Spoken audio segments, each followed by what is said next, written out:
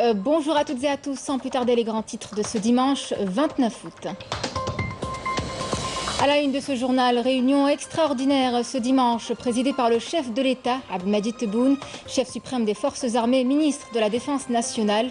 À l'ordre du jour, l'examen et l'adoption du plan d'action du gouvernement avant de le soumettre au Parlement durant sa prochaine session. Nous nous intéresserons ce midi aux incivilités au quotidien qui se traduisent dans certains cas par des pertes humaines, se lient au non-respect des passages piétons. Pourtant, piétons et automobilistes se doivent de respecter le code de la route. Reportage à suivre dans ce journal.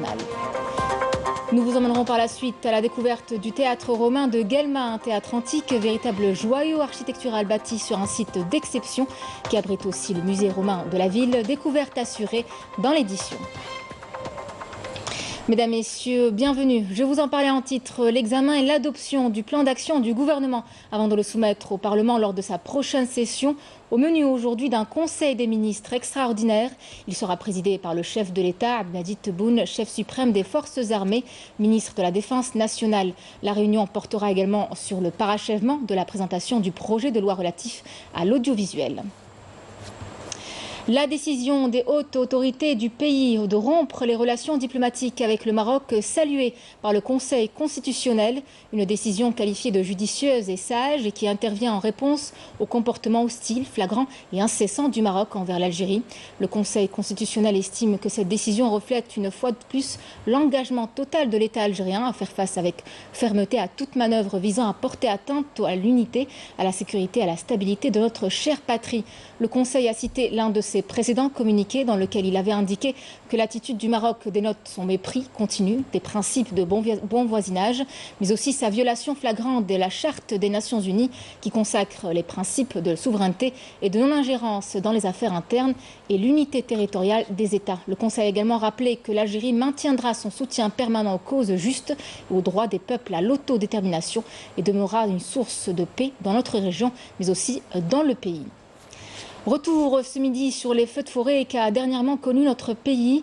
En solidarité avec les wilayas touchés, une caravane du ministère de l'Emploi, du Travail et de la Sécurité sociale s'est ébranlée ce matin vers les régions sinistrées, acheminant 200 tonnes de denrées alimentaires ainsi que des produits pharmaceutiques. On écoute le ministre du Travail, de l'Emploi et de la Sécurité sociale, Abdelrahman Lahfaya.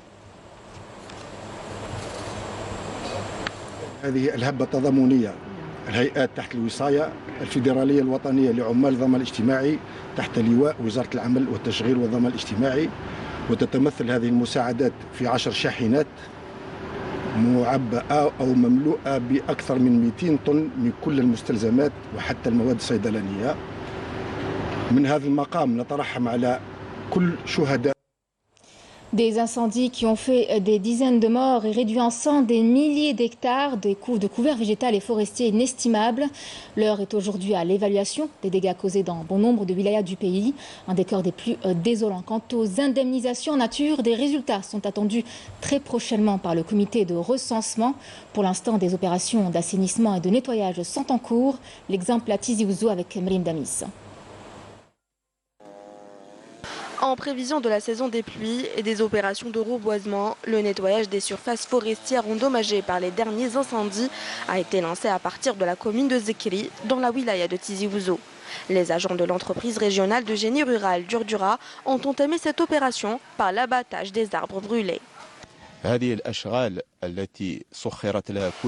Tous les moyens ont été mis en place pour achever l'opération de nettoyage des forêts avant la saison hivernale pour éviter l'érosion du sol. Il faut savoir que l'opération de reboisement 2021-2022 débutera le mois d'octobre.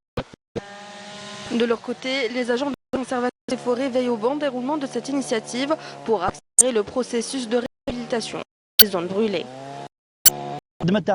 Il consiste Notre travail consiste à couper les arbres calcinés. Avec le bois récupéré, on réalise des seuils afin d'éviter l'érosion du sol. Et le reste du bois sera livré aux particuliers pour un usage domestique. D'autres opérations similaires ont été lancées à travers le pays en perspective des campagnes de reboisement prévues au mois d'octobre pour renouveler le couvert végétal. Santé, la situation épidémiologique en Algérie est stable, à en croire les derniers chiffres annoncés par le ministère de la Santé. Il fait état de 185 nouveaux cas confirmés, 371 guérisons et 31 décès à déplorer en l'espace de 24 heures. Des chiffres certes constants, mais aucun relâchement n'est permis. Technologie et innovation, créer une dynamique favorisant le transfert technologique entre le monde de la recherche scientifique, des laboratoires de recherche, mais aussi des makers et inventeurs algériens. C'est le but de cette 3e édition de BITEC. Il s'agit d'apporter de concrètes solutions aux problèmes que connaissent nos sociétés modernes. Yannick Aïd Belkacem. Les Tunisiens, les Égyptiens, les Jordaniens, les... Participant à cette 3e édition de BITEC ont présenté leurs projets, des innovations apportant des solutions concrètes aux problèmes ou lacunes que connaissent nos entreprises, ce qui permettra de créer une dynamique favorisant le transfert technologique. Mon projet consiste à éviter le gaspillage dans le domaine de l'industrie, surtout dans le secteur de l'agroalimentaire. Grâce à la technique de l'intelligence artificielle, nous pourrons comprendre le processus de production.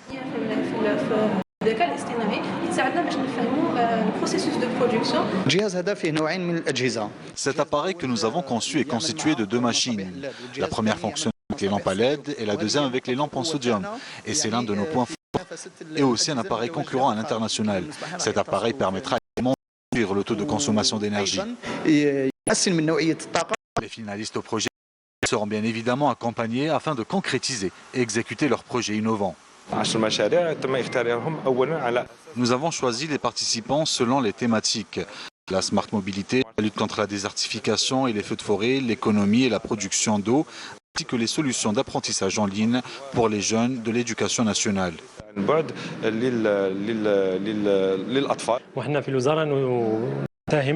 sein de notre ministère, nous allons apporter tout notre soutien pour ces jeunes porteurs de projets. Ces jeunes talents espèrent concrétiser leurs projets innovants dans le but de placer leurs produits et leurs marques sur le marché national et international. Seuls les finalistes bénéficieront d'une incubation de leurs projets par Tech2Hub. Et puis, ce bilan de la protection civile, 13 personnes ont trouvé la mort et 391 autres ont été blessées dans des accidents de la circulation survenus à travers le territoire national durant les dernières 48 heures. Le bilan le plus lourd a été enregistré à Tiaret avec 4 morts et 5 blessés suite à la collision entre 2 véhicules légers survenus au niveau de la commune de Sebaïn.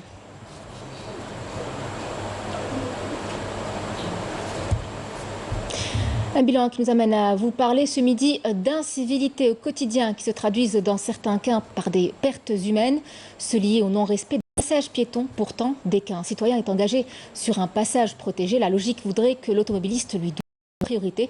Faudrait-il encore qu'il en ait conscience ou encore que le piéton respecte lui aussi le code de la route très clair en la matière? Certains ne manquent pas de jouer leur cœur. Walid Yousfi.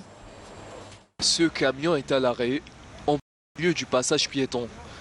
À peine repérés, les forces de l'ordre interviennent pour régler la situation et rappeler le conducteur à l'ordre. Ce dernier, pour sa part, dit être conscient de l'infraction et justifie son acte par le manque de place de stationnement. Il risque une lourde amende.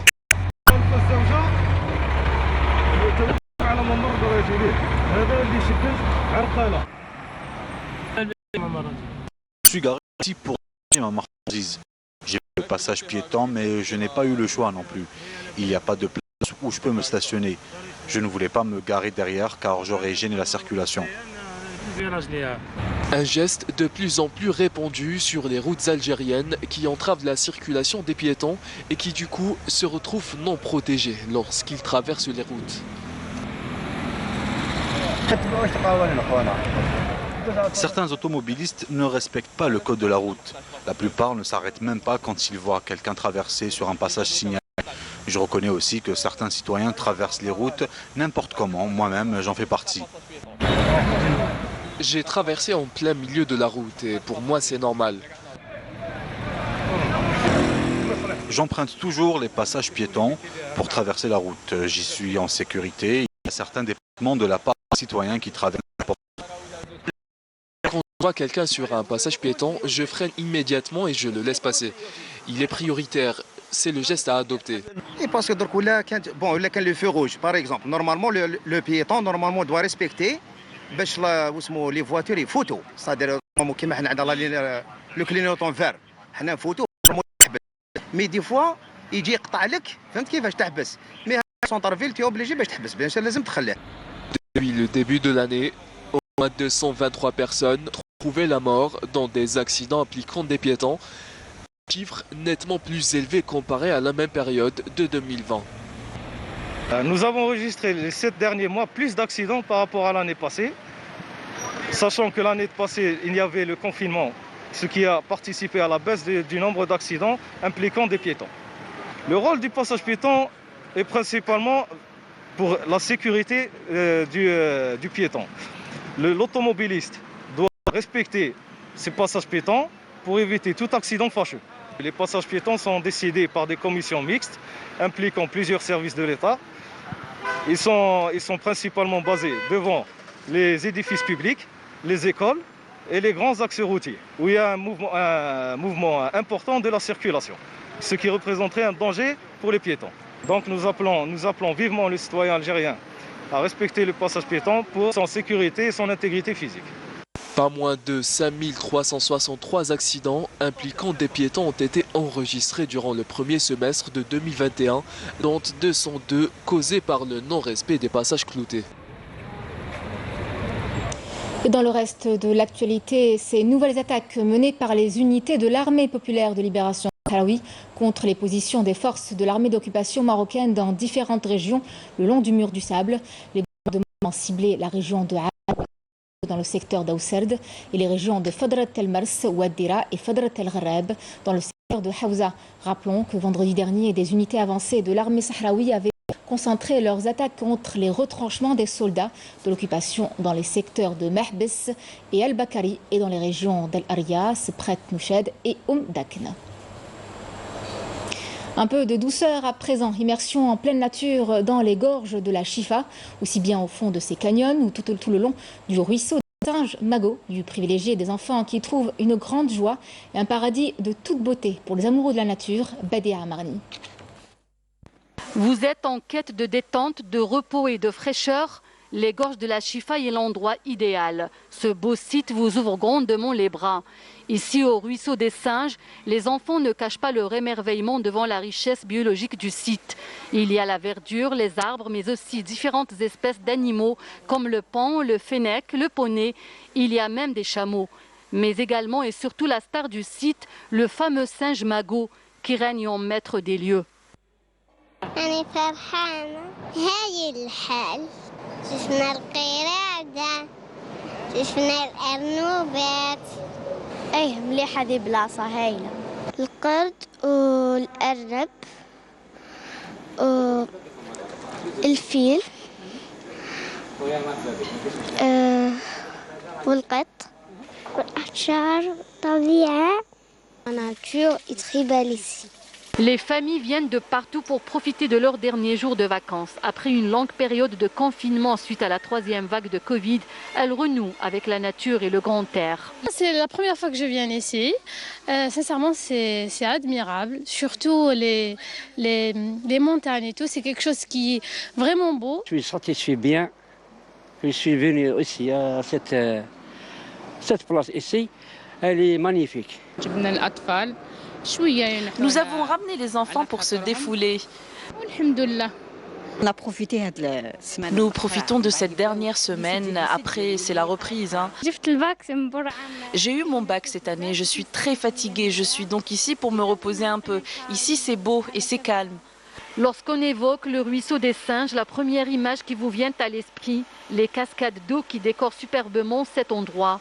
Cette année, elles sont taries et pour cause, une pluviométrie peu clémente. Cela n'a pas empêché les enfants de s'y ruer pour se rafraîchir avec ce qu'il en reste. Certains habitués de ce lieu hautement touristique ont appelé les responsables locaux à mettre plus de moyens pour leur réhabilitation. Et j'aimerais bien que ça soit préservé surtout. J'aimerais bien que ça soit qu'il y aura un peu de rénovation, qu'il y aura un peu de protection par rapport à l'environnement. C'est magnifique.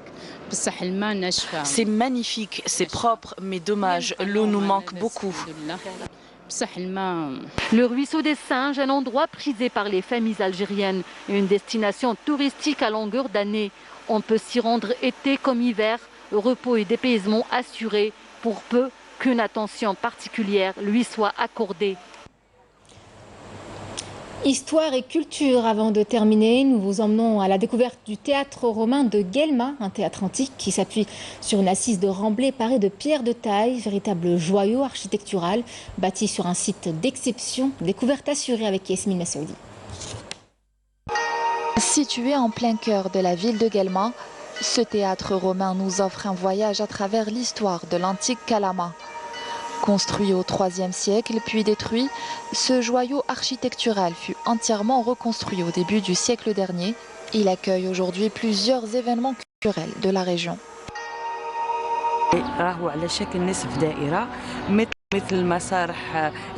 Ce théâtre est en forme de demi-cercle. Il est similaire au théâtre romain de l'Antiquité. Il est composé de 3 compartiments, à savoir l'estrade pour les prestations culturelles. Le deuxième compartiment était réservé à la classe royale et aux artistes. Et les gradins, qui sont dédiés au grand public et qui sont divisés en 4 parties.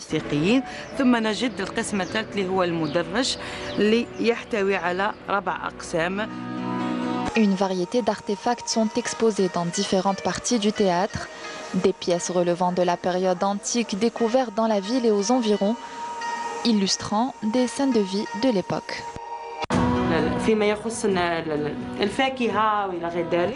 En ce qui concerne les fruits représentés sur ces sculptures, nous avons le raisin, nous avons également le pain, les feuilles de palmier et beaucoup d'arbres aussi.